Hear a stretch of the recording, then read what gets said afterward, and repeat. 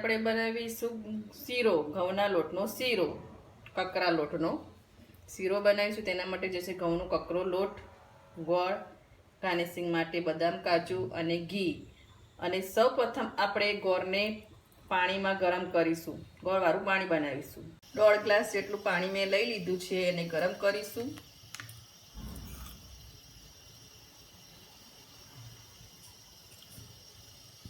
ગરમ થાય ગયું છે. હવે નાખીશું ગોળ.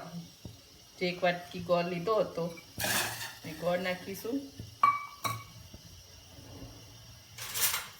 અને ગોળવાળું પાણી કરીશું. પાણી ઉકળવા મૂકી દઈશું. હવે આપણે ઘઉંનો લોટ શેકીશું. એ આને બાજુમાં લઈ લઈશું એટલે ઉકળતું થશે. આપણે ઘઉંનો લોટ શેકીશું. કઢાઈ લઈ લીધી છે ગેસ ઉપર અને ગરમ થઈ રહી છે. હવે આપણે એમાં એડ કરીશું ઘી.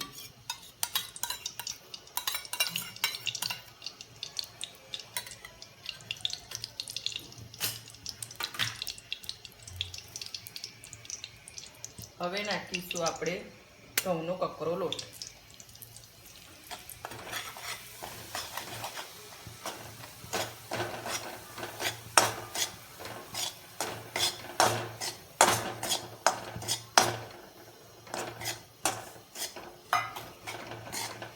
હવે ધીમી આંચે અને શેકીશું જ્યાં સુધી એમાં શેકાઈને સુગંધ ના આવે ત્યાં સુધી. થોડો ગોલ્ડન કરીશું, બહુ ગોલ્ડન નથી કરવાનો, સહેજ જ ગોલ્ડન કરવાનું છે એને. અને ઘઉંના કકરા લોટને શેકાવવો બહુ જરૂરી છે.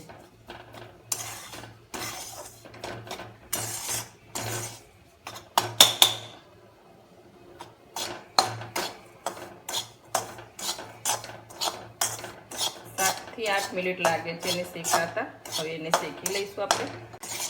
લોટ શેકાઈ જાય એટલે એમાં અલગ જાતની સુગંધ આવશે અને કલર પણ ચેન્જ થઈ જશે. જો શેકાઈ જાય તો એનો કલર ચેન્જ થઈ જાય છે. પહેલાં કેવો દેખાતો હતો અને હવે કેવો દેખાય છે. હવે શેકાઈ ગયો છે. હવે આપણે ગોળવાળું પાણી ઉકાળ્યું હતું એ અંદર એડ કરીશું. ગેસને ધીમી રાખીને જ શેક્યો છે. ગેસને ધીમી રાખીને જ શેકવાનું.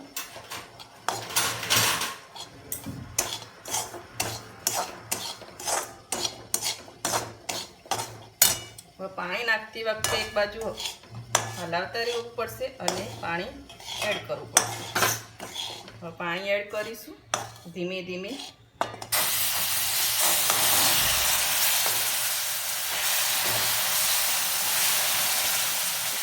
ઢાંકા ના પડીએ આપણે. વરાળ આવે પણ થોડુંક સાચવીને નાખવું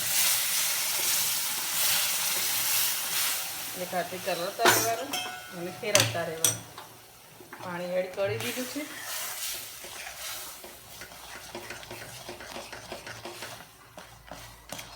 હવે આ રીતે બધું ત્યાં કાંઠા જેવું લાગતું એ આમ દબાઈને કરી દેવાનું.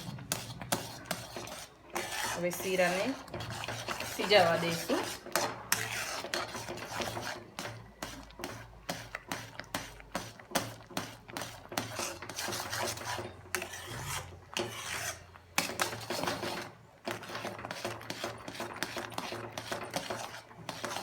થોડી વાર ઢાંકી દીધો તો હજુ ફેરવી લઈશું.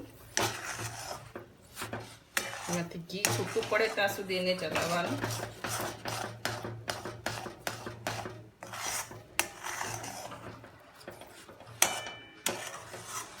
કઢાઈ છોડી દે ત્યાં સુધી શીરાને હલાવતા રહેવું પડે છે. થોડી વાર સિજાવવા માટે મેં એને ઢાંકીને મૂકી દીધો હતો. હજુ થોડી વાર મૂકી દઈશું. હવે ખોલીને ચેક કરીશું આપણે. જો કેવું ઘી છૂટું પડી ગયું છે. આપણે શીરો પણ સરસ રેડી થઈ ગયો છે. ગરમ ગરમ શીરો રેડી થઈ ગયો છે. હવે 1-2 સેકન્ડ આપણે જો આમ કઢાઈ છોડવા માંડે ને એટલે શીરો થઈ ગયો.